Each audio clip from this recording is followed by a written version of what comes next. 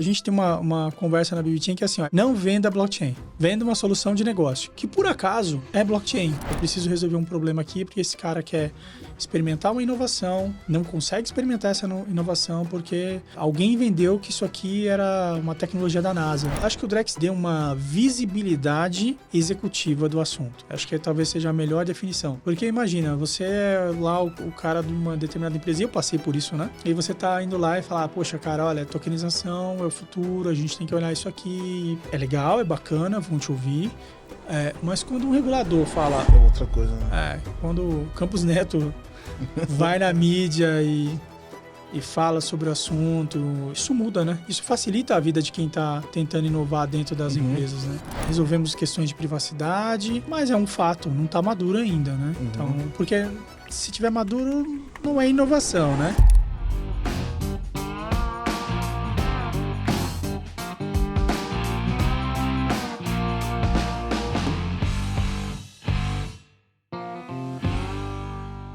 Qual vai ser o rumo do Drex? Essa é uma pergunta que vale $1 milhão, é pouco para ela, né? É uma pergunta que vale muito mais, porque a gente tem tido mudanças estratégicas aqui no direcionamento.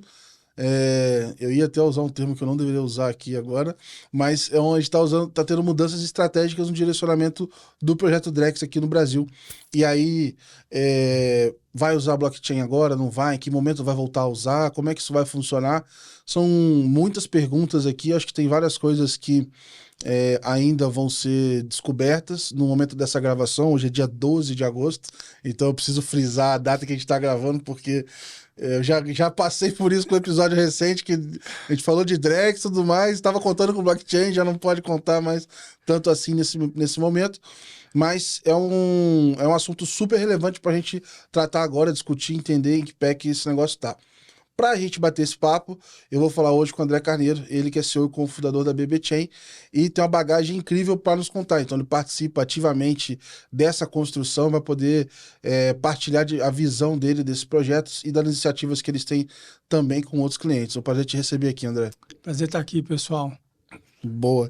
E eu quero até dividir aqui com a audiência que eu tive a oportunidade de conhecer o André, eu ainda trabalhava no Itaú, e isso foi, acho que 17, 18, e tava o André lá tocando, falando, olha, pessoal, numa área que tava ali evangelizando as outras sobre o que era blockchain, o que a gente poderia fazer. E eu lembro que a gente participou, na época, de uma espécie de hackathon, não lembro como é que a gente chamava na época, mas para fazer MVPs, pensar em ideias, o que a gente poderia desenvolver em cada uma das áreas, e foi uma experiência legal pra caramba. E legal ver que, cara, você continua trilhando esse caminho desde então, né, cara? A gente começa lá com o Itaú ali entre 15 e 16, né? Ali a gente fazia parte do Centro de Excelência em Blockchain. Então, criou-se um Centro de Excelência em Blockchain no Itaú nessa época, exatamente para ajudar a área, ajudar o Itaú a entender o que estava acontecendo, como poderia usar melhor a tecnologia.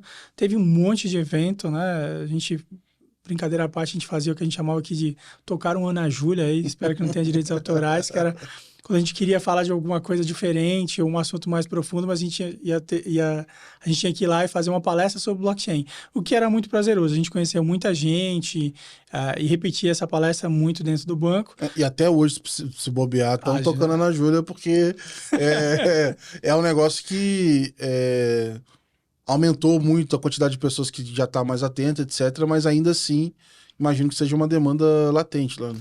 Não, ainda é uma demanda latente. Eu sinto menos do que antes, honestamente. Para você ter ideia, eu lembro de conversas, assim, 8 horas da noite com diretores do Itaú, explicando porque blockchain era uma tecnologia que fazia sentido e que não era a bolha das tulipas, aquela história toda, que não era a mesma história e que fazia sentido. E hoje estão bem posicionados, inclusive tem diretores que estão até liderando alguns assuntos ligados a isso no mercado. Mas a gente tinha um fator muito importante, assim, foi uma experiência, acho que primeiro de vida profissional. Você pensou no momento que vocês estavam ali, 2016, olhando para isso numa instituição do tamanho de Itaú, cara? Não, foi sensacional. A gente representou o banco globalmente, a gente fez cases globais. A gente conseguiu entregar muita coisa, né? Assim, de experiência para o mercado.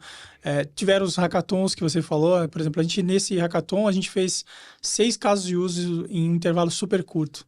Tá? E alguns casos de uso andaram para MVPs e coisas do Eu tipo. lembro que a gente queria fazer alguma coisa relacionada a antifraude, só que de uma maneira compartilhada. De alguma maneira, era essa uma das premissas na época. Assim. Ainda tá de pé essa história, né?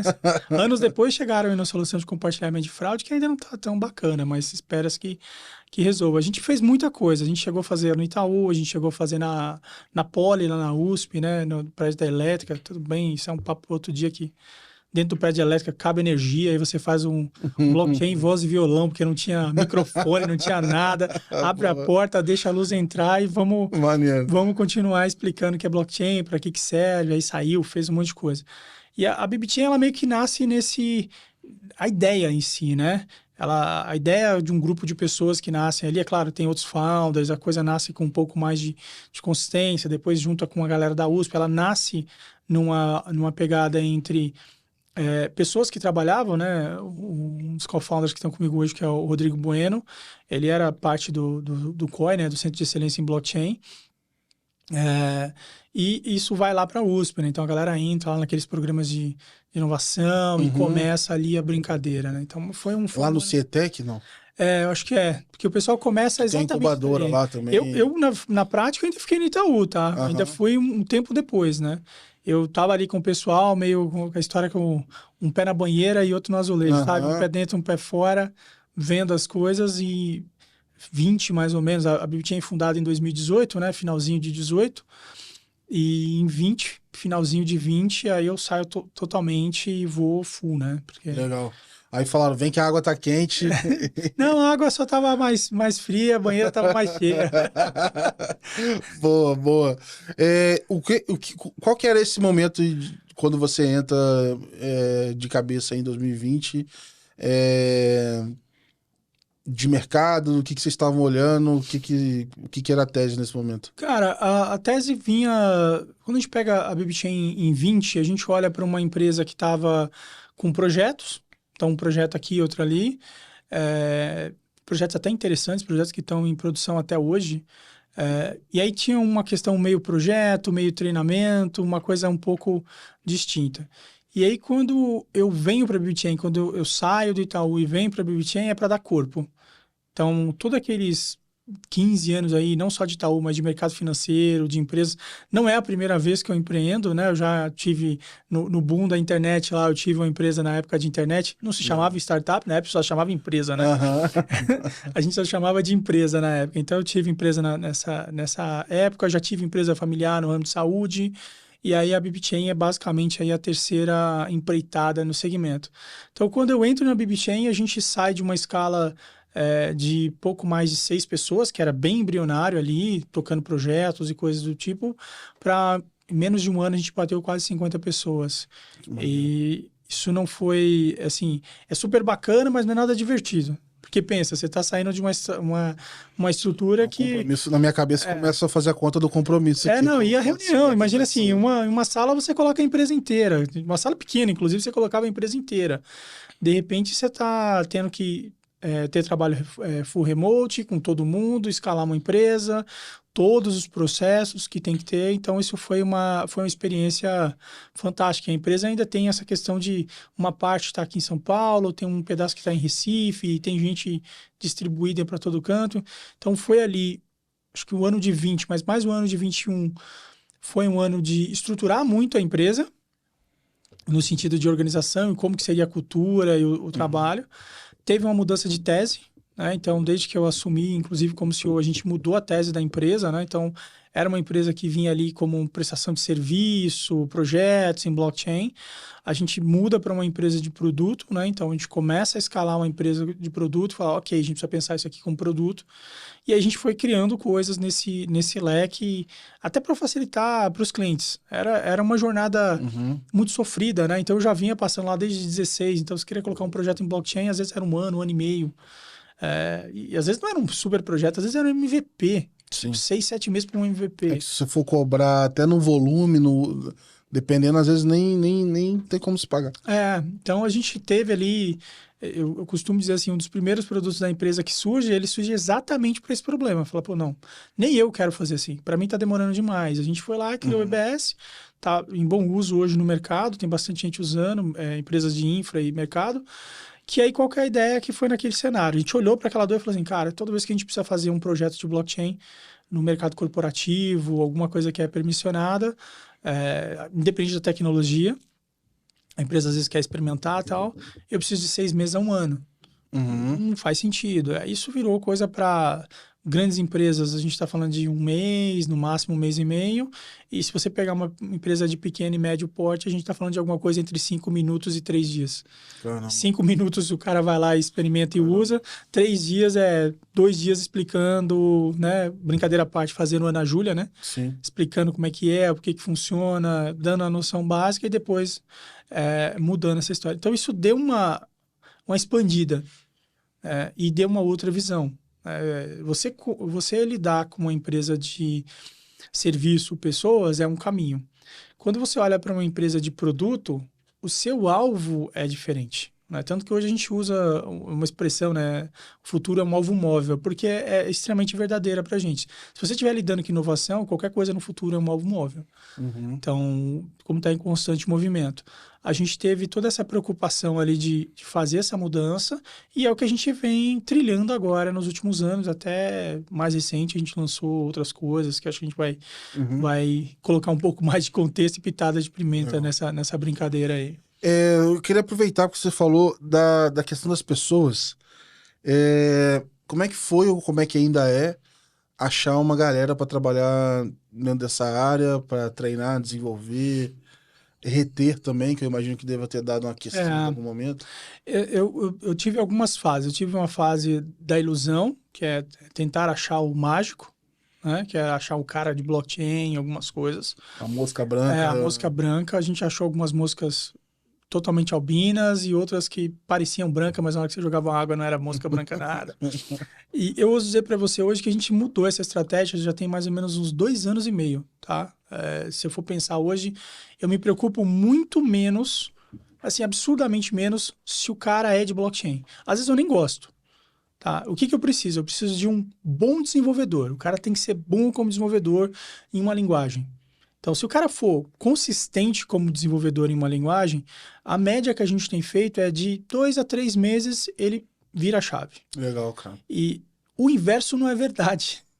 Então, quando eu pego um cara que é de Web3 e blockchain, ou nativo, vamos chamar dessa maneira, muitas vezes é um cara que veio de front-end, script, não tem visão de estrutura, não tem visão de desenvolvimento tecnológico. O produto vai pedir mais. Né? É super ruim, honestamente. A gente teve diversas experiências ruins, assim, o cara pegou a referência de mercado, o cara é uma referência no mercado.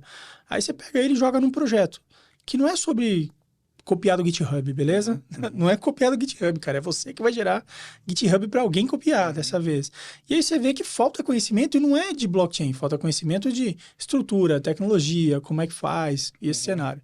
Então, a gente inverteu essa lógica. Tá? Então, hoje a gente procura mais um bom desenvolvedor, com profundidade, com conhecimento, porque a gente sabe que a chave para essa pessoa, ela consegue em 2, 3 meses, não passa disso, tá? Maneiro. Ao invés de tentar achar um cara que às vezes vem com muito vício, às vezes o cara vem com 3 anos de Web3, aí você fala assim, tá, mas o que seu que tá em produção? Nada, tá 3 anos fazendo projeto fofo, Git, republicando coisa em Git, eu acho super bacana. E eu também acho que é uma maneira também de você reciclar, aproveitar, galera. Tem gente boa pra caramba. Gente boa pra caramba. Às vezes o cara tem lá 15 anos de desenvolvimento em software. Gente, só tirar o mito que blockchain é difícil e coisas do tipo. 2, 3 meses o cara se vira. Legal, cara, legal. Quando você começa a fazer essa virada para olhar para o produto, já tinha o Drex em vista? Isso aparece depois? O quanto isso impacta para vocês? Assim? Não, o Drex não existia, tá? Mas não estava nem em vista, tipo, discussões? Não, tinha, acho que eu uso dizer que é 1 ano e pouco antes do Drex. Porque a gente estava preocupado em resolver um problema real dos clientes, que é, poxa, ok, eu quero fazer um case e eu preciso transformar esse caso de negócio focar em negócio é Um desesperador. timing ótimo, então. Não, e é desesperador. Pensa o seguinte, hoje a gente tem uma conversa na BBChain que é assim, ó, é proibido vender blockchain. Não venda blockchain. Venda uma solução de negócio, que por acaso, e a propósito, usa algum tipo de computação distribuída, que por acaso é blockchain, porque pode ser outro tipo de computação distribuída. Então a gente volta para uma cadeira mais acadêmica e fala assim, olha, a cadeira maior aqui é computação distribuída. Você pode resolver isso com blockchain quando for o caso, você pode resolver com blockchain outra coisa quando for o caso. Então a gente foi para um caminho anterior, até o próprio Drex, né? A gente acabou entrando no início, né? A gente conseguiu participar, e a gente vai explorar um pouco mais. A gente participa desde eu vou chamar de pré-Drex, né? Que é antes de sair lá o anúncio, a gente já estava atendendo via clientes esse negócio. Então a gente foi pela dor do cliente. Então, poxa, eu preciso resolver um problema aqui porque esse cara quer experimentar uma inovação, não consegue experimentar essa inovação porque alguém vendeu que isso aqui era uma tecnologia da NASA, né? E não deveria. Sim. Para essas dores de negócio, como é que vocês estão estruturados hoje? Eu não sei se vocês têm famílias de produto, verticais, o que vocês têm hoje para a gente entender um pouco assim onde é que vocês estão atuando? Como é que a gente colocou, tá? A gente pegou uma linha que a gente chama de infraestrutura, que é a linha de base e companhia limitada, ou seja, eu tenho uma linha que é de infraestrutura, então onde eu atendo players de infraestrutura. Eu em si não sou um player de infraestrutura, meu objetivo é atender players de infraestrutura. Então eu tenho essa linha que a gente chama de infraestrutura, e aí depois a gente tem uma outra linha que são soluções, que aí eu vou nichando por mercado. Aí você vai ter lá desde soluções de custódia básica, né? Até soluções, por exemplo, de tokenização. Legal. De novo, quando é a solução de tokenização, o André ou a BBChain não se posiciona como uma tokenizadora. Porque na minha cabeça faz sentido o seguinte, olha, você é um banco, você tem o ativo, você tem informação, você tem as licenças. Já lhe ocorreu que você poderia ser a tokenizadora? Que você, às vezes, tem uma securitizadora, você tem no grupo, você tem todo o arcabouço legal para você fazer isso. Você está com um tecnológico ali. Exato. Por que você está indo fazer isso fora? Se isso é só uma questão de software. Então, a gente entrou numa pegada diferente de mercado. Legal. Que é de habilitar o cliente a fazer mais com o que ele já tem. E como é que foi a reação deles? Assim? Cara, foi surpreendente. Alguns não se ligaram nessa conta. Tipo assim, peraí, você é um banco, né? Às vezes um banco comercial.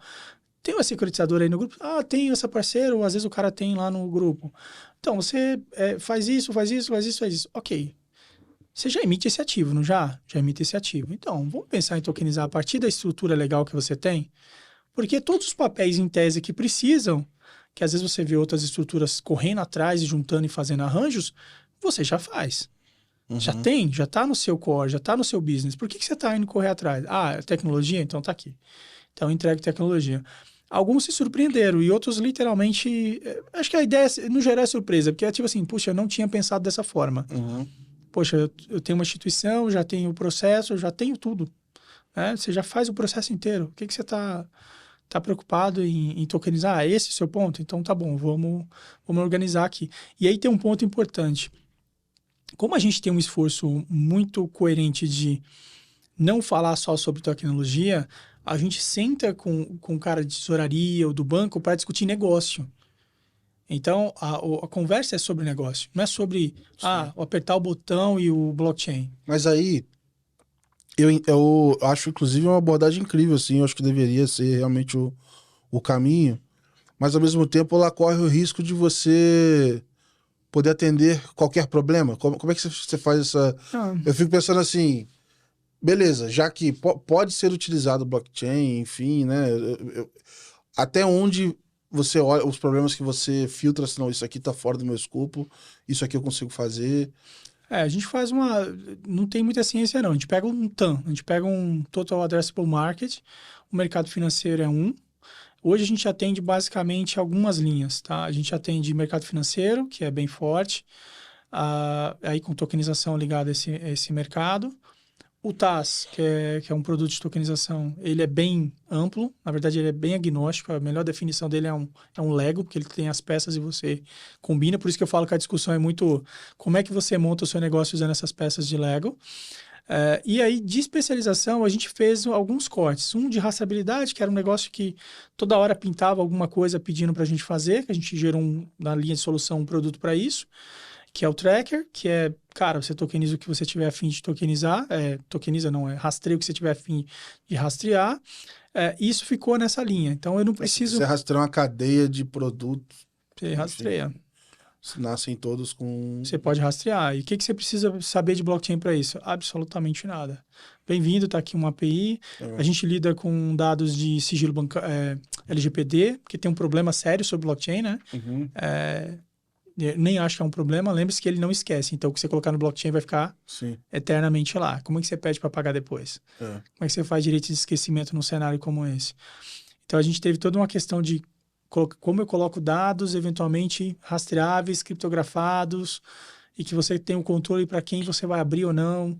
Então, isso saiu desse cenário. Então, a gente pegou esses grandes nichos de problema e endereçou soluções para esse mercado. Legal. Então, vou dar um exemplo para você de flexibilidade, assim, de cenários híbridos, né? A gente tem um cenário que é uma edutech. O cara falou, poxa, eu quero fazer aqui uma carteira digital para os alunos, economia financeira, quero colocar isso aqui, explicar, papapá, economia, né? Educação financeira, quero colocar educação financeira, super bacana, e eu quero que o pessoal use. Tá bom, vamos fazer isso aqui em blockchain, beleza, vamos fazer.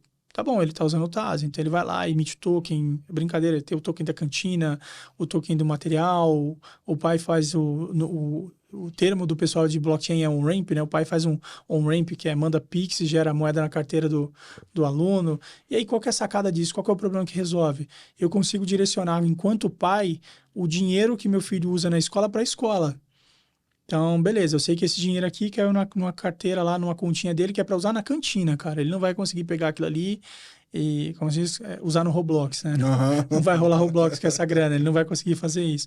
Então, esse cara usou isso. Usou a ferramenta para isso. A gente teve um outro cenário que o cara usou para evento, que foi um negócio completamente fora. Assim, eu, honestamente, nunca tinha pensado nisso. Ele tokenizou, por exemplo, a ideia de direito autoral, direito de imagem. Pensa nessa ideia, direito de imagem. Porque, toda vez que você vai num evento, você é de uma empresa, você tem que lidar com essa questão de direito de imagem. Como é que você lida com isso? Como é que você faz quando o cara sai? Então, cria uma carteira e para cada evento eu vou colocando lá o direito de imagem. Saiu, não quer mais aquele direito, só queima seu token. Beleza, não posso usar. Então, assim, a amplitude foi essa. Tá? Então, essa é a sacada, assim. Por isso que eu falo, a gente senta para conversar de negócio. Legal. E como a gente vai usar a tecnologia é secundário. E aí, aí eu pergunto isso, e quando é que o pré-Drex aparece aí através dos clientes de vocês? Cara, a gente já estava no mercado já há algum tempo, já é relativamente conhecido, né, em termos de tecnologia. A gente participou de um processo de inovação, aí entrou num processo com o Selic lá atrás, e a gente começou a fazer lá um processo de consulting, né, para explicar como é que vai, um pouco de treinamento, um pouco de processo, um pouco de explicação. Então, a gente atende alguns clientes, né? Por exemplo, a parte de títulos públicos federais, a gente, dentro do Conselho do Drex, a gente atendeu junto com o Selic, então teve todo esse processo de desenvolver junto. Então, quando a gente olha para esse cenário, quando sai o anúncio do vai começar o Drex, a gente já estava ali meio que preparando coisas para olhar. E aí foi muito curioso, porque a gente teve que literalmente fatiar um pedaço da empresa. E como um pedaço da empresa estava naquela parte que é não pública ainda, não conhecida, eles não poderiam se comunicar com quem estava nos consórcios. Então, teve termo específico. Então, os colaboradores tiveram que assinar lá um termo específico do tipo, olha, é seu amigo, é seu brother, mas não pode dividir conhecimento nesse cenário, porque isso aqui eventualmente não saiu a público ainda. E a gente já tem isso com os colaboradores. A gente teve que literalmente fazer um projeto. Um projeto, vamos dizer, blindado, né? Sim. Para lidar com isso. Então, a gente começou a atuar nesse cenário, ajudando o pessoal que ainda estava preparando o que seria aí, acho que uns 3, 4 meses depois, chamado de Drex. Quando sai no mercado, a gente já estava atuando. Pô, bom, né, vocês não tinham nessa época a visão do Drex, mas um baita time, né, de você se ajustar para ter essa ótica de produto, de dor de negócio, e aí, de repente, você vem por força do regulador, vários players ali tentando tatear ali para resolver outras dores, pensar em outros casos, etc. Isso ali aumentou a demanda por vocês? Como é que foi? Aumentou bastante. Eu acho que tem uma característica que a gente sempre trabalhou, né, dentro do Drex ou de qualquer coisa que a gente faz. A BibChain sempre trabalha com muita empolgação, mas também de maneira profissional. Então, a gente foi trabalhar com alguns players, a gente entrou em alguns consórcios, né? Alguns consórcios a gente participou direto, né? O consórcio da BBC, a gente faz parte do consórcio efetivo, e tem consórcios que a gente só atende o consórcio. Eu não faço necessariamente parte do consórcio, mas eu estou lá atendendo aquele consórcio no contexto do Drex e fora do contexto do Drex, né? Que no final do dia, para a gente pensar, o Drex nos últimos anos ele pegou bastante o holofote. Mas tem coisas acontecendo fora Drex, né? Então tem cases que estão acontecendo, tem coisas que continuam acontecendo. Acho que tokenização está andando Tokenização está né? andando em paralelo. Acho que o Drex deu uma visibilidade executiva do assunto. Acho que talvez seja a melhor definição. Uhum. Eu, por exemplo... Ele tem, vamos dizer assim, ele tem efeitos indiretos ali por conta Perfeito. Porque imagina, você é lá o cara de uma determinada empresa, e eu passei por isso, né? Você é o cara de uma empresa... E você está indo lá e falar, poxa, cara, olha, tokenização é o futuro, a gente tem que olhar isso aqui, e etc, etc, etc. Você está explicando.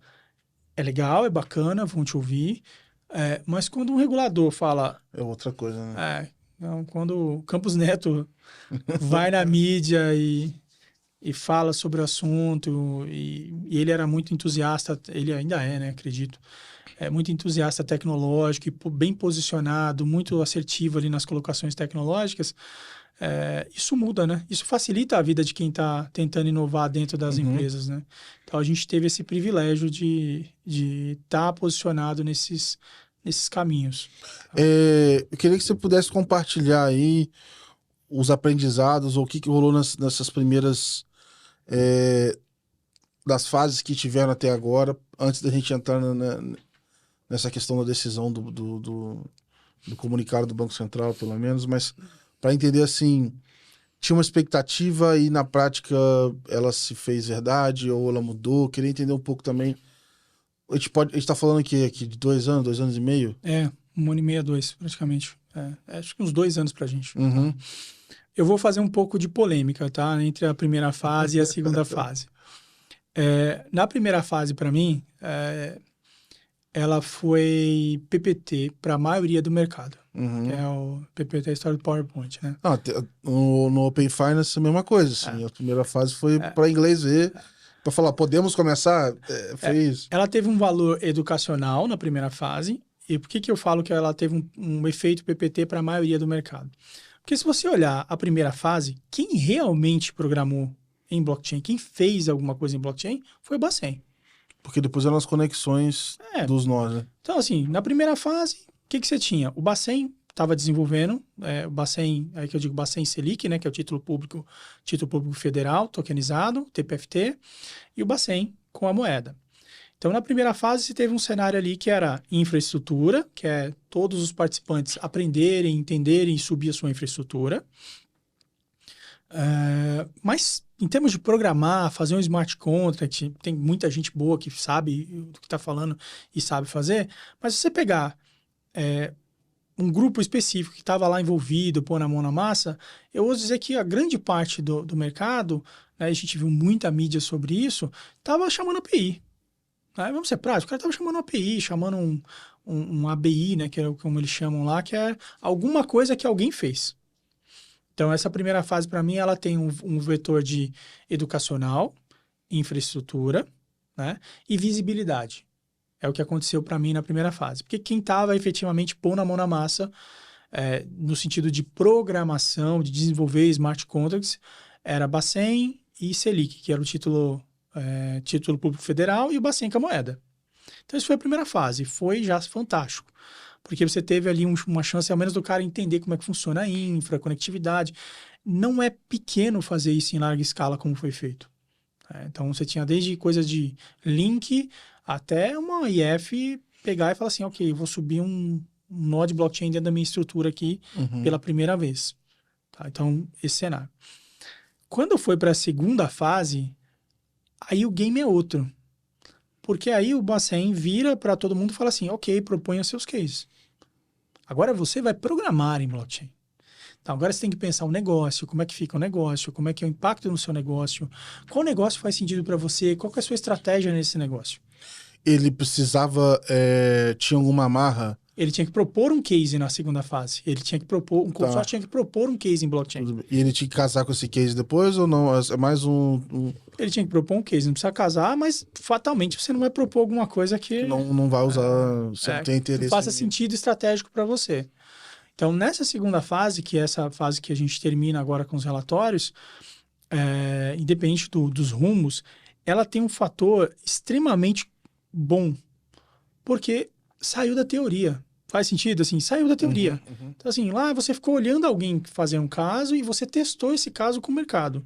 Foi bom, foi aprendizado. Nessa, não. Nessa, você teve que trabalhar um case com o mercado. E a gente atendeu, participou de alguns consórcios diferentes, GATs diferentes, como eles chamam. E não é tão simples, tá? Vamos... Podia ter quantas pessoas... Eu tô chutando aqui, tá? Mas... a gente tá falando de quantas pessoas envolvidas aí, se a gente for pensar... Num consórcio desse pode variar de quantas? Sei lá, no mínimo. Cara, eu acho que 20, acho que o consórcio, talvez um dos maiores consórcios que a gente teve, eu não posso afirmar porque eu não olhei os números de todos, mas eu ouso dizer que o maior consórcio é o consórcio da BBC, que a gente fazia parte, porque era só de instituição financeira eram 16. Então, a BBC, a BibChain, a BIP, mais 16 IFs. Eu brinco que é um negócio por si só. Então, ali era 16. Então, quando a gente trabalhou nesse consórcio, e a gente teve alguns casos diferentes, né? E o recado na segunda fase também foi muito direto, assim, ó, não adianta vir aqui fazer uma tela preta para mim, achando que eu vou... desenvolvo um caso mesmo, né? E para vocês, como é que foi? Você chegou... Como é que te procuraram? Já tinha um que era cliente teu? Como é que você chegou? A gente já tinha gente que era cliente, teve gente que procurou a gente por suporte, teve gente que pediu alocação e a gente não faz esse cenário, a gente mais falou, ok, eu ajudo você aqui, atendo esse cenário, fica tranquilo, eu não existo e tá tudo bem, e tá tudo certo. A gente escolheu alguns cases, né, atendendo os clientes, direcionando alguns caminhos, e aí a gente montou mesmo, produto. Então, teve casos, e aí eu participei de alguns consórcios que o que foi gerado ali não é um produto, praticamente, tá? É um teste ainda um pouco desconexos, isso vai sair em alguns relatórios. E teve casos não, teve casos que o cara realmente falou assim, ok, eu vou desenvolver isso aqui é um produto que faz sentido. Então, você pega o caso, por exemplo, de uma BBC que tem 16 IFs no consórcio. Cara, as IFs entram para testar. Tem que ter uma interface, tem que ser blockchain para um humano, né? O humano tem que interagir com aquilo. Não adianta chegar pro cara e falar assim, ó, abre uma tela preta aí e chama uma API. Não, eu quero o cara de negócio testando, eu quero engajar o cara de negócio. Então, tem uma questão de você lidar com jornada de usuário, do cara poder acessar a plataforma, construir uma plataforma, ver um case de blockchain rodando pela primeira vez, entender por que aquilo faz sentido. A gente chegou a fazer uma apresentação, aqui, infelizmente, às vezes a gente não pode abrir o nome, mas foi interessante, que era uma federação bastante interessante e grande. A gente foi lá, apresentou uma plataforma e fez os testes e mostrou os testes. E uma pessoa naquele evento ali, ela falou assim, nossa, é a primeira vez que eu vejo um blockchain de verdade. Depois de 2 anos falando sobre esse negócio.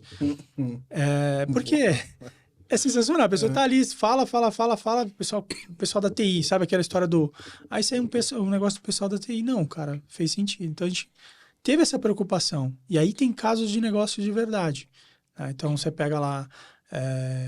se eu não me engano, por exemplo, a gente testou só na BBC, a gente testou, que é um consórcio que eu faço parte direto, né? A BibChain faz parte direta, a gente testou CCB, tokenizado, que é a cédula de crédito bancário. E tinha que ser de DVP, os cases, não? Não. DVP era fichinha, DVP. Então, lá o negócio é mais complexo, assim, a gente fez... Claro, tinha DVP envolvido nas coisas, tem questões de mercado secundário de um ativo que não existe, interoperabilidade de um ativo que não existe. No outro gate desse mesmo consórcio, a gente testou gravame de títulos públicos. Aí, só para entender, assim, imagina igual esse do gravame de título público. Todo mundo do consórcio tem que ser o teste envolve passar por todos. O que que entra como teste quando você fala... A gente faz um escopo. Então, nesse caso, a gente fez um escopo, né? Vamos pegar um CCB, por exemplo. A gente fez um escopo. A gente fez a emissão, depois você fez mercado secundário, negociação, todo o processo. Então, o cara entra e faz um processo. Eu vou emitir uma CCB, depois eu vou negociar essa CCB com outro cara, depois eu vou fazer uma liquidação, vou fazer algum evento. Então, teve um processo mesmo de negócio. É um produto do zero. Aquelas teorias que a gente lê no livro, do tipo, faça um MVP, tem que ser viável, que é o mínimo produto viável. Então, nesse caso, a gente entregou mínimos produtos viáveis mesmo. Tá? Mas nesse caso... brincando aqui com a analogia da teoria de produto, o teu cliente ele quer saber se o produto é funcional, né? Porque ele não tá pagando por ele a princípio, né? Você tá testando. Não, a gente quer entregar um produto funcional, cara. O objetivo é ver se ele para de pensar, se ele funciona ali, né? Assim, na prática, pelo tempo de experiência que a gente tem, a gente nem começa se não é viável. A gente nem começa. Eu já cansei, assim... Do tipo, não é incomum na BB-Chain eu receber, sei lá, uma ligação, um pedido de reunião de algum produto ou que é inviável, ou que o cara tá propondo é um scam ou uma coisa ilegal. E aí o cara tá propondo um negócio desse e fala assim, cara, isso aí não faz sentido, isso é ilegal. Ligado pra isso, tem que estar o tempo inteiro, porque no fim é a sua imagem. Pensa, o cara chega lá pra você e fala... Na época dos NFTs, que a gente tava brincando aqui. Vou fazer um NFT de não sei o que, de não sei o que, não sei o que. Fazer um negócio que eu pego dinheiro e... Aí ele falou assim, cara, legal se você quer fazer isso, mas eu não consigo te atender. Porque eu não quero te atender. Isso não... Tá louco, eu vou fazer um negócio aí que vai envolver minha imagem numa história dessa. Então a gente dispensa mesmo. E se é alguma coisa que é inviável, eu já tive conversas desse tipo. Poxa, blockchain vai complicar tanto a sua vida se você fizer isso. O que você está querendo ir para isso? Isso é um bom gancho, inclusive, para eu te perguntar aqui dessa declaração aqui do Banco Central. Acho que não sei se foi no próprio Blockchain Rio. Acho que foi, né? Eles comentando que, por um momento agora, por conta dos desafios de privacidade, né, se não me engano, vamos priorizar tocar sem blockchain no curto prazo, curtíssimo prazo. Queria entender um pouco dessa sua visão, assim, cara, o que é essa decisão, o que isso representa, do que se sabe até agora também dessa mudança aí nos rumos do Drex? Acho que para alguns participantes isso foi uma surpresa, né? Para outros participantes nem tanto. Eu ouso dizer que é muito mais sobre forma do que conteúdo, né? Porque, querendo ou não, o Blockchain Rio é um evento sobre blockchain, né? Então, é mais ou menos como sair num evento de pizzaria e falar que tem isso pizza também. É super ruim, não vou comer mais pizza e tal. Mas foi um assim, pô, preciso emagrecer pro casamento, depois eu isso, é uma boa analogia. A analogia que a gente faz, assim, acho que a forma e o local da comunicação pode ter surpreendido algumas pessoas. Mas eu acho que ele tem o direito lá, o Bacen tá no seu arcabouço de decidir seguir por hora. Para a gente já vem pensando em soluções e tecnologias alternativas. Porque a gente entra na história... É sempre muito romântico pensar numa solução bala de prata, né? Que vai resolver todos os problemas e que vai resolver tudo.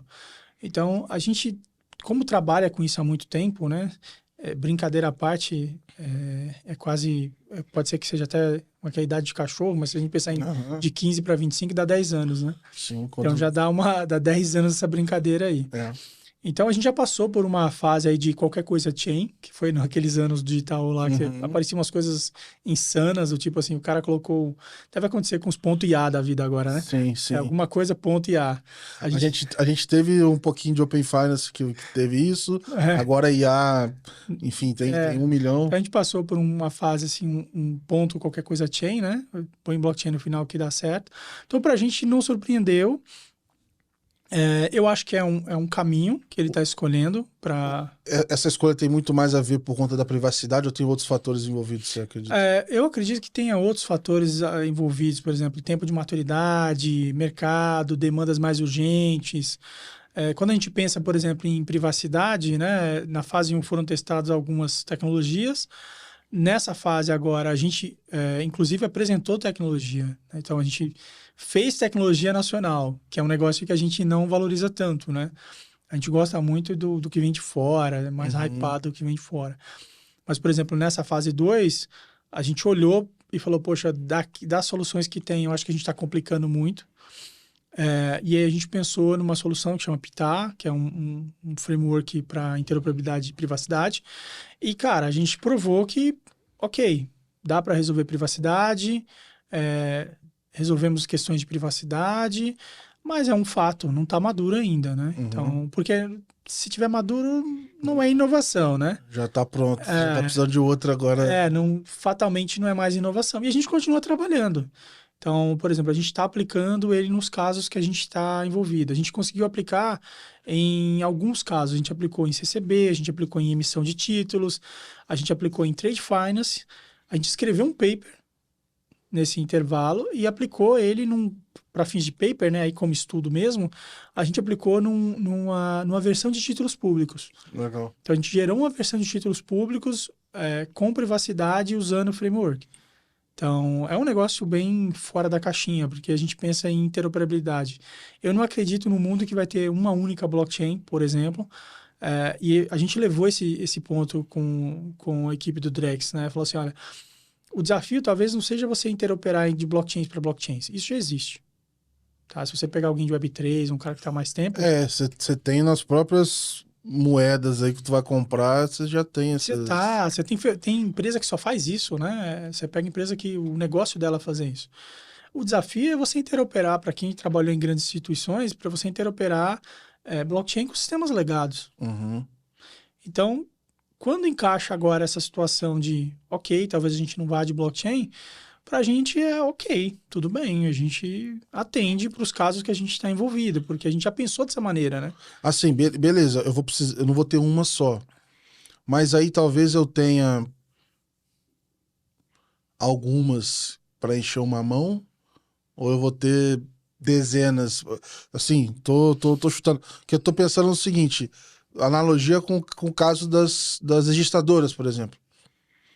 Você tem algumas registradoras, não é só uma mais. Tem, inclusive, alguns problemas que eu acho que foram desprezados no início dos custos de interop entre elas Boa. que são relevantes, não são descartáveis. Você imagina, dá para imaginar já alguma coisa nesse sentido? Quantidade, assim? Acho que quantidade não, mas não é. Acho que não passa aí de uma mão que vão ficar, Uhum, tá? E só para ter uma ideia, quando a gente pensou em interoperabilidade, nesse pensamento, literalmente, né, que a gente sai do papel, né, sai de uma ideia, de uma teoria, e aí eu lembro que teve uma pergunta de uma pessoa que falou assim, mas vocês vão entregar só esse paper aí ou esse negócio vai estar funcionando? Aí eu falei, não, vai estar funcionando. Desafio lançado é desafio legal. entregue. Vai estar funcionando. E no dia que a gente entregou, por exemplo, os relatórios finais, a gente fez a demo. Então não foi Legal. só entreguei um papel, tá aqui o papel, tá aqui o processo, tá aqui a demo do que esse negócio está fazendo funcionando. Mas, por exemplo, a gente está preocupado, por exemplo, no case, por exemplo, Trade Finance que a gente fez um case de Trade Finance. No case de Trade Finance, a gente interagiu com duas blockchains diferentes e um sistema que é totalmente legado. Lá na ponta estava chamando uma mensagem padrão ISO 20000, Uhum, que é um padrão global de comunicação para o mercado financeiro. E a sacada não é fazer isso. A sacada é fazer isso com atomicidade, ou seja, ou essa transação inteira ocorre ou ela não ocorre. Então, foi um case bem desafiador. E aí a gente teve outras pessoas de outros países olhando, verificando a tecnologia, elogiando a tecnologia. É que às vezes a gente não faz isso no Brasil, né? Fala, pô, legal. sim. A gente tem uma autodisputa interna desnecessária. Eu acho que é isso, assim. Tipo, às vezes a gente vai fora e vê startups fora. Cara, pode ser a coisa mais boba que o cara estiver fazendo ali naquela startup. E você vê que a galera local Tem muito tá mais. dando um super apoio. Legal. Nossa, isso vai ser do caramba. Isso vai ser fantástico. Pô, deixa eu colaborar com esse cara, porque, pô, é o país. Aqui não. A gente tem um cenário tipo assim: isso aí é local, talvez não funcione. Aham. Esse framework de privacidade, ele poderia ser utilizado, então, por várias instituições que querem aderir. Então, ele poderia, entre aspas, aqui se tornar um padrão e aí, olha, vamos Sim, usar ele aqui. ele pode. Inclusive, no No case de CCB, a gente está testando com ele. Legal. Então, o case de CCB envolve, sei lá, 16 IFs. Então, essa é a grande sacada. Como é que eu coloco 16 IFs para interoperar entre elas? Uhum. Eventualmente fazer um mercado secundário, né? O mercado secundário é eu comprei de você e vice-versa. E a terceira IF que está lá na rede, isso não é um negócio que diz respeito a ela. Não tem nem que saber que isso existiu. E aí, independente de, vamos dizer assim, dessa camada da blockchain ou não, independente da infraestrutura que foi escolhida, você pode usar. Essa é a sacada. Então, assim, legal. Se nesse momento vai para alguma coisa que é tradicional, beleza, a gente vai lá, vai fazer esse interop com isso. Os interops com blockchains tradicionais, tipo EVMs básicos, já foram entregues. Então, já entregou interop com EVMs básicos. Então, isso já tá dado, está entregue. Agora, a gente apresentou no Blockchain Rio, né? Pô, o que eu quero fazer um interop? Eu quero fazer um interop com Pix, cara. Uhum. Eu quero fazer uma transação onde você pediu para comprar alguma coisa, sonho de consumo, né? Pediu para comprar alguma coisa, eu impactei um ativo financeiro numa blockchain pública, eu eventualmente impactei uma API num processo normal, né? Integrando com outra coisa, e tudo bem. No final, isso aí também via Open Finance ou via outro caminho, chamou um Pix. E para você que está usando, foi apenas uma transação. Uhum. Isso é poderoso. Demais. Porque você simplificou uma jornada complexa em uma coisa simples. E a simplicidade é relevante, né? Se a gente para e pensa o Pix, cara, o Pix é simples. Né? O processo de enviar e receber um Pix é muito simples. O arcabouço tecnológico que existe por trás é robusto e complexo. Uhum. Mas a simplicidade na ponta é necessária. Então, a gente seguiu por esse caminho. Então, teve, assim, discussões imensas do tipo, como eu lido com coisas que não estavam no Drex. Por exemplo, federação de dados. É um negócio meio malucão para a gente pensar. Federação de dados e criptografia pós-quântica. Foram dois assuntos que a gente abordou na solução. Caramba. Criptografia pós-quântica, por quê? Porque algum participante, por N motivos que não nos cabe a discussão, ele pode falar assim, poxa, eu acho que eu quero trocar o mecanismo de criptografia que está usando para o meu ativo. Para o meu ativo, inclusive, ele pode fazer isso. Porque eu quero usar o mecanismo de criptografia pós-quântico. Tá bom, tá habilitado. Por N razões ele pode se sentir mais seguro, sei lá. Ele pode se sentir mais seguro. Então, a gente foi lá e fez um negócio que é super em voga, que chama criptoagilidade, que é exatamente essa capacidade de você lidar com esse tipo de característica. A gente abordou criptografia pós-quântica. A gente teve outras linhas de abordagem. Então, federação de dados, que eu falei. Pensa na cena. A gente está lidando e o tempo é muito feliz com a gente, né? A gente é muito feliz com o tempo, de certa forma, porque quando a gente pensou nisso, não estava no meio dessa briga que a gente vê agora, que tá bom, seu dado está onde? Eu estou aqui fazendo um ativo, uma transação com ativo, e o seu ativo está em algum país, e uma lei soberana daquele país fala assim, não, congela o dado aí, esse dado não está aí, não pode mais mexer. Então, como é que eu faço uma interoperabilidade com esse cenário? Então, a gente foi lá e, no meio da solução, colocou um negócio chamado federação de dados. Então, o dono do ativo estabelece aonde aquele ativo vai estar representado.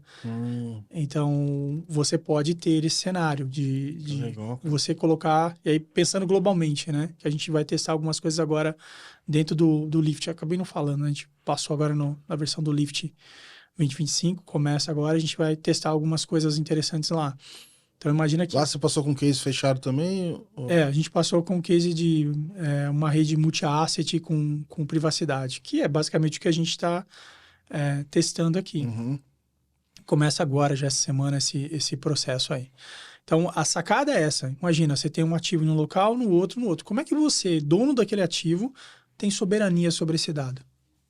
Eu quero que o meu ativo resida no meu país. Tá bom, o seu ativo vai residir no seu país, mas não é todo que tem que residir. E tem uma provocação que quem está há muito tempo no mercado de blockchain ouviu falar, desapareceu, que era a história da governança. Tem que ter governança. A gente foi exatamente por esse caminho. A primeira peça da rede, da tecnologia que sai, é governança. Então, você começa por governança, aí você sobe uma infraestrutura, uma arquitetura que consegue tipo de cenário. Até privacidade. A gente olhou privacidade também por ativo. Pensa na cena, eu estou fazendo uma transação vamos chamar aqui de Drex, né? Na tecnologia atual, estou fazendo uma transação de Drex contra um ativo imobiliário. Então, o regulador do Drex é o Bacen. Então, sobre o dinheiro, ele pode ter acesso e ver o ativo e ver a transação. Mas sobre o ativo imobiliário, eventualmente é a CVM. Então, essa perna, essa leg da transação, talvez caiba a privacidade para outro regulador. Então, ele pode estar envolvido na transação, mas ele vai ver um pedaço da transação. A perna do dinheiro, a perna do ativo imobiliário fica longe do cenário dele. Exatamente porque a gente entende que esse cenário é altamente regulado. Né? Eu ia voltar nessa história do curto prazo aí, dos 3, 4 meses, o que resta aí pro ano. O que ficou decidido, o que foi a mudança e o que é esperado agora, já que, enfim, tem esse ajuste na direção, apesar de seguir para o mesmo lado, mas com a correção de rota aí.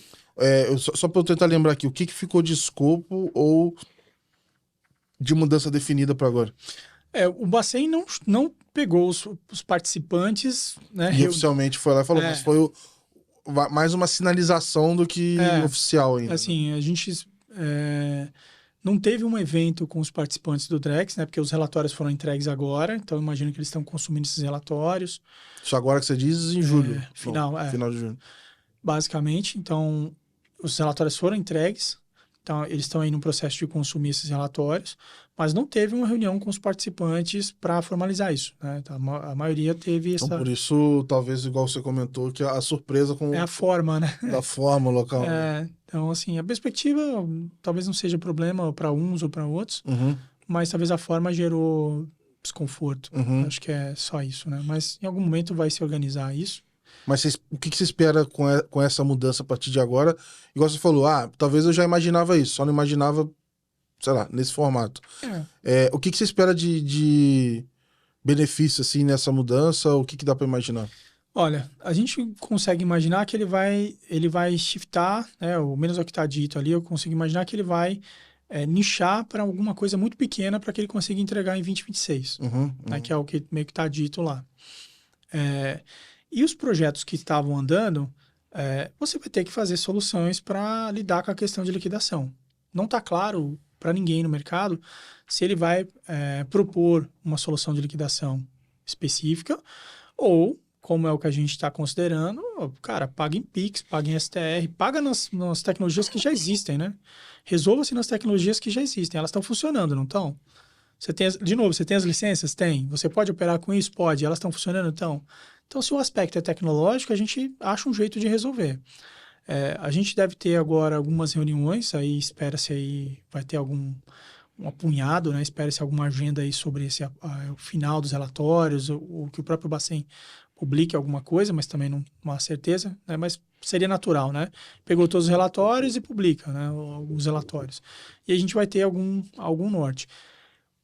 Aqui tem uma provocação. Eu acho que a gente também não deveria ficar esperando muito, não, né? A inovação é mercado.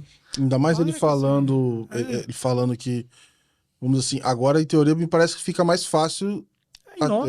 Faça a inovação, né? A gente para. Tudo bem, vamos lá. Como é que a gente resolve o problema? Porque o problema é nosso. E quando eu digo nosso, é mercado. O problema é nosso. O problema de negócio é do negócio. Meu problema é do negócio. Então, como é que eu resolvo meu problema de negócio? E como é que eu vou lá, explico como eu vou resolver e deixo claro que assim, não estou infringindo nenhuma regra, não estou fora da legislação e coisa do tipo. Então, é uma oportunidade, na minha visão, tá? De o mercado parar de colar e inovar. Né? Porque, cara, imagina, se eu depender, foi fantástico o Bacen ter feito Pix. É ótimo. Seria fantástico o Bacen continuar com Drex em alguma outra linha. Que aí ele não está claro ainda o escopo onde ele vai colocar essa linha, ele só dá um norte ali, mas aparentemente é alguma coisa que ele vai desenvolver. Agora, a gente não pode vincular a nossa inovação a isso, né? O próprio Bacen está dizendo, pessoal, foi mal, peguei pesado, meu time, né, eu tenho um time limitado, assim, limitado que eu digo, cara, o recurso é finito, né? Não dá para sair fazendo tudo, né? Talvez esse corte seja algo numa linha do tipo assim, olha, eu vou reduzir escopo em algumas coisas aqui porque eu preciso dar conta deles. E faz sentido, né? Se você pegar a fase 2, ele pediu muito paper, né? Acho que passou de 100 e poucos lá, papers que né? Fora os casos que É, foram entregues agora. eu lembro de alguns. Lembro, teve acho que mais de 100 cases, é um número interessante. E que ninguém entrou. Então ele pediu. Às vezes isso é ruim, né? Gerou uma ansiedade, né? Que é a história do pô, fui lá, escrevi um case, propus um negócio, pensei, pus equipe para pensar, propus o case e não rolou, mas tudo bem. Uhum. Então, a gente teve clientes nesse caso. Então, teve clientes nesse caso que o cara tá continuando, o cara tá seguindo com o negócio dele. Eu acho que tem que ser esse caminho, sabe? Assim, a gente tá num cenário de uma agenda legal muito ampla, né? Se você só drivar seu negócio por agenda legal, né? Atender regulação e coisas do tipo, vai ser bem difícil você inovar, né? Ou você vai ser aquele Sim. último lote do Pix que a gente brinca, né? Aquele cara que é o último lote do Pix, o último lote do O OpenFire, último lote é né? Não é? brincadeira. Teve essas ondas no... É, e deixa eu te perguntar. Hoje, beleza, vocês estão atendendo ali, isso aumentou uma demanda, mas, como você já falou aqui, você tem produtos que você estão atendendo uma série de outros clientes. Olhando para o mercado hoje, quais problemas estão sendo resolvidos de maneira mais substancial, eu diria, com um blockchain? Por exemplo, eu escuto falar muito de, cara, tokenização, para cá, para lá, toda hora estão falando disso. Você já falou de alguns casos aqui, puta, tem rastreabilidade, tem outros que é de infra. Queria alguns exemplos para a gente olhar para outros aqui fora Drex, até um pouco nessa provocação do tipo, olha, o Drex é só uma das iniciativas, né? Tem outras coisas acontecendo também que é bom ficar de olho, seja você aí um curioso ou alguém que quer se desenvolver no mercado, né? Eu vou dividir aqui em dois mercados, né? Quando você olha para o mercado financeiro, ele ainda é o carro-chefe. Então, quando você olha para o mercado financeiro, tokenização de ativos financeiros, ainda é um negócio que faz muito, muito sentido e tem muito case ainda rodando. Tá? Então, esse é um cenário que cabe.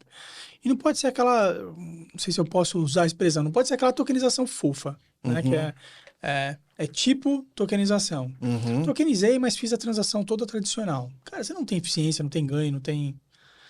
Legal, bom para sair em algum lugar, mas assim, não entregou nada.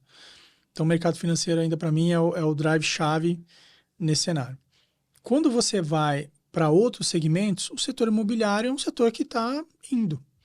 É Então, legal porque são transações de valores elevados, né? são Que transações de valores compensa você elevados, reduzir fricção ali, né? são investimentos. Então, você pega a região de Dubai fazendo isso, tem outros países fazendo. Aqui no Brasil, tem empresas começando a fazer com esse processo.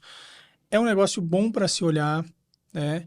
E também para tomar bastante cuidado para não cair em fraude, né? Tem sempre... Toda oportunidade tem risco, né?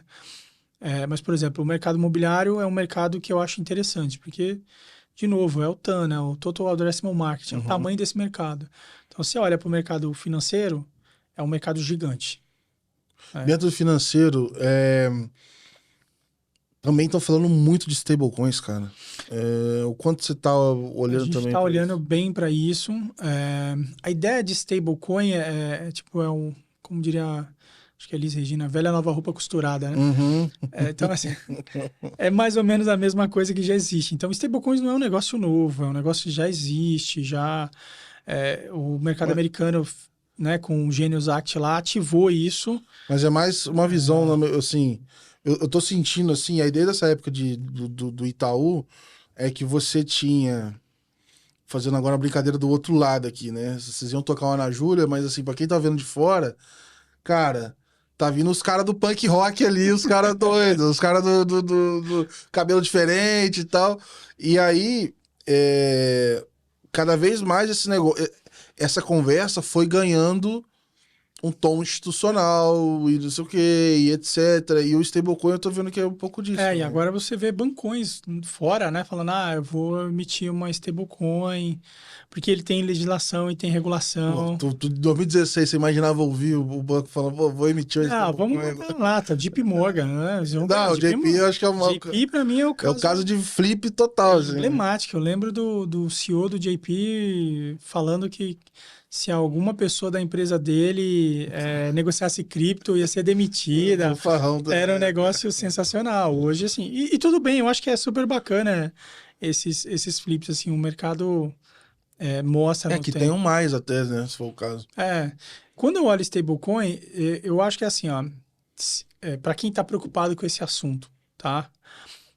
Considere que é 90% regulatório, jurídico, é isso. Você vai ter ali um esforço de fazer aquilo. Eu ainda brinco que é muito mais sobre papel do que sobre tecnologia. Porque você montar uma stablecoin tecnologicamente é algo, eu diria, simplíssimo. Simples. Uhum. Não é complexo, tá?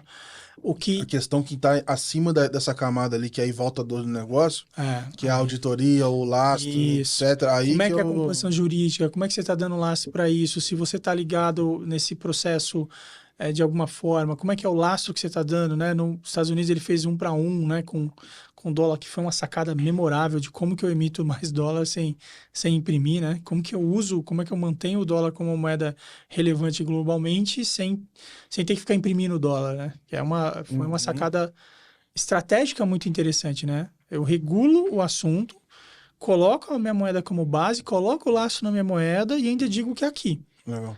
Então, o que você conseguiu com isso? Você manteve a relevância da sua moeda, além de você não teve que imprimir mais dinheiro, né? Porque no final a galera vai ter que dar laço para tudo que eles têm.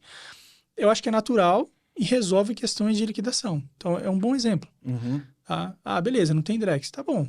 Pode ser que a gente faça algum processo tecnológico que resolva a questão de stable ou questões entre stables E ou aí, entre emissões para que você consiga pagar em aqueles reais no Brasil. casos, e principalmente os primeiros casos, fala assim: olha, o Drex está vindo aqui, os primeiros casos talvez seja de liquidação entre bancos, etc. Isso tudo já podia estar rodando. Isso tudo já poderia estar rodando. Assim, e eu acho que é legal, juntando com o que você estava falando, se você tem uma camada de interop ou qualquer outra coisa assim, no futuro você não perde esse negócio se É, avançar, você consegue conversar mas isso, tem né? um ponto aí que eu não sei se todo mundo sacou do porquê da privacidade. Porque imagina o seguinte, como você está numa rede, vamos fazer a brincadeira que a gente vê o pessoal falando da conta mais vigiada do mundo, né? O endereço mais vigiado do mundo, que é o do Satoshi lá. Aham, Tipo, o aham. dia que Todo aquilo... mundo vê que aquilo vai se mexer ou não. Isso. Então, quando às vezes a gente explica para as pessoas sobre privacidade, por que é importante, por que que isso é relevante, por que que tem que ter privacidade, por que que você não pode deixar aquilo aberto, A tua agência de conta é escrito na rua ali, todo mundo tá vendo, né? basicamente eu conseguiria saber a movimentação do que está acontecendo. Ah, não, mas tá na blockchain. Cara, Não, dá pra ver. princípios matemáticos, cara, tem empresa especializada nisso, dá para você rastrear. Com um pouquinho de matemática, estatística, você consegue fazer rastreamento e conseguir chegar ali ou inferir sobre de quem é essa movimentação. Então, isso muda nas stablecoins?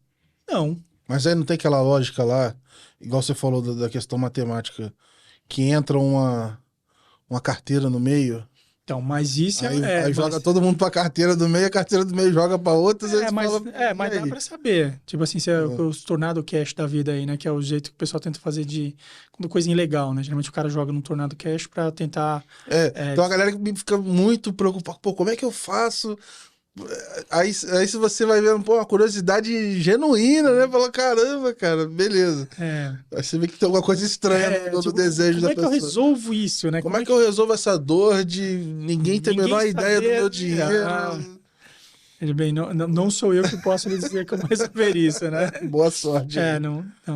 Mas quando a gente pensa nessas questões, vamos pensar, as próprias stablecoins, elas, em tese, não resolvem isso. Tá? Uhum. Se você olhar e começar a monitorar algumas carteiras, dependendo da stable e movimentações, você consegue inferir movimentações. E, eventualmente, para quem está posicionado aqui, não está muito preocupado. Então, você tem que pensar no cenário, para isso. Quando a gente criou a estrutura do Pitar, né, que é essa plataforma de privacidade, é exatamente por isso. Legal. Assim, cara, se olhar para a estrutura Pitar contra uma blockchain, você não consegue inferir de quem, do que se trata aquele número. Você vai ver lá um número 10 no endereço. Então, como é que você. Aí, explicando aqui para leigo total, assim. Como é que isso funcionaria? Porque, na minha cabeça, e aí falando de forma muito simples, eu penso na blockchain, eu penso num grande planilhão descendo informação aberto e eu posso bater o olho Você pode bater o olho. para ver aquilo ali. Como que seria, sei lá, da forma mais simples, tentando visualizar aqui, essa diferença? Você está me dizendo que você vai ter baldes diferentes, com pedaços de informação espalhado? Como é que. O problema não é ter esse planilhão com as coisas. O problema é que quando eu movi um dinheiro para você, eu tenho que saber o seu endereço, certo? Sim, sim. Então, eu movi um endereço. Claro, aqui eu estou sendo simples, tá? Tem Sim. forma de você ficar fazendo endereço randômico. Não vou ir nesse naipe, tá bom? Acho que é mais simplificar. Quando eu movo o dinheiro para você, em tese eu sei a sua carteira, o seu endereço. Então, eu mandei 10 para você no endereço que você me A passou. partir daí eu posso ficar fuçando tua vida. A partir daí, eu vou falar assim, legal, agora eu vou olhar esse endereço. Para onde ele vai mandar esse dinheiro? Porque o dinheiro está no seu endereço, não tá? Sim. É público, não é?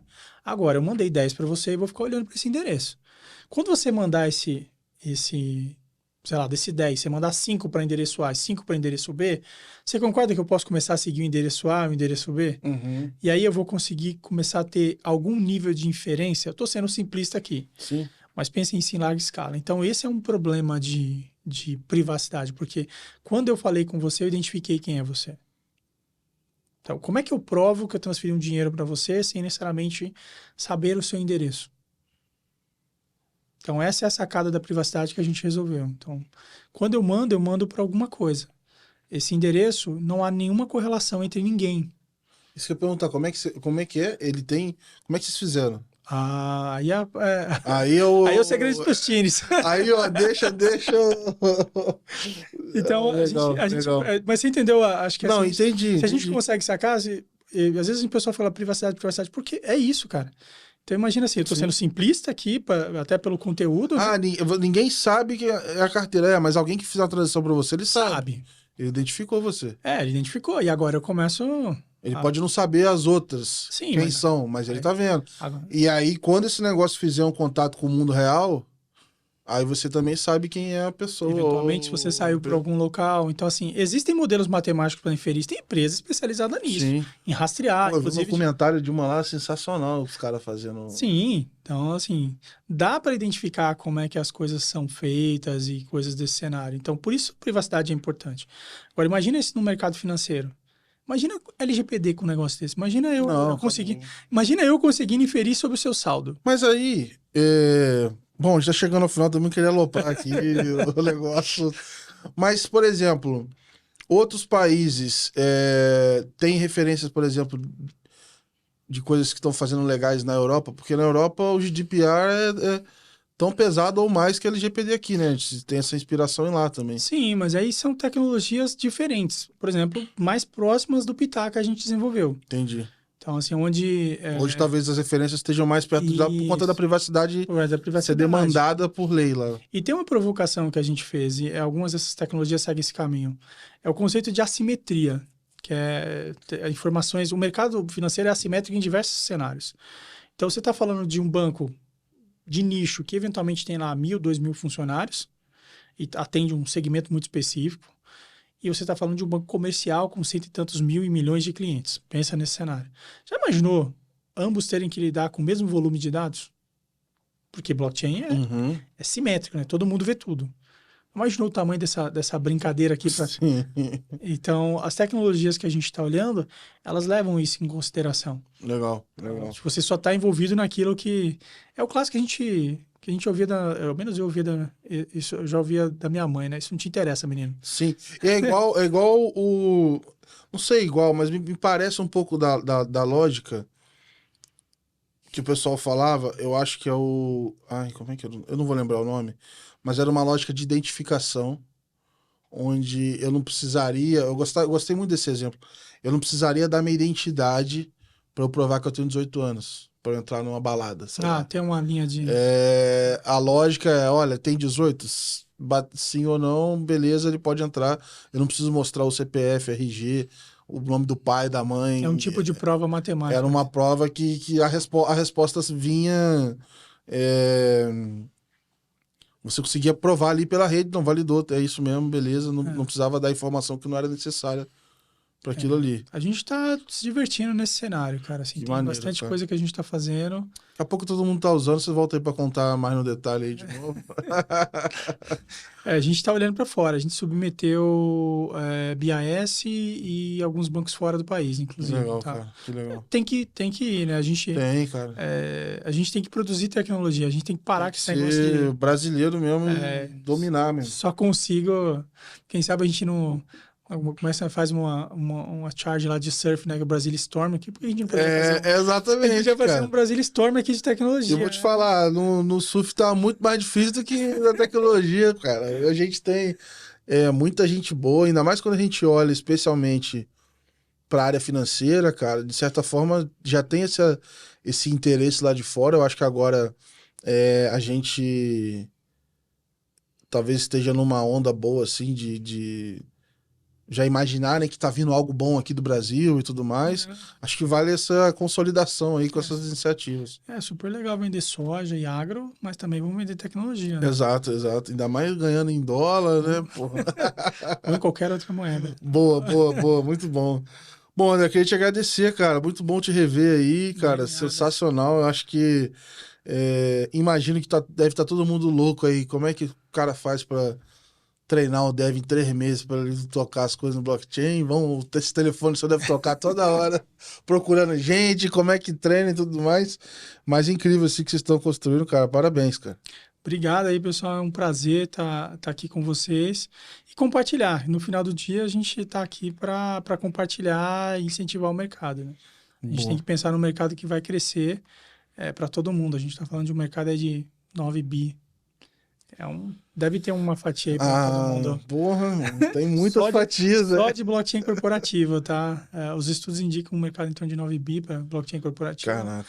É bem razoável. É de dólar também. Caramba, é muita coisa, é muita coisa. Pessoal, se o podcast sumir, você já sabe o que eu tô fazendo. Tô lá tentando aprender a desenvolver para pegar os 3 meses lá com o André e resolver isso aí. Mas, cara, brigadão aí pela presença novamente.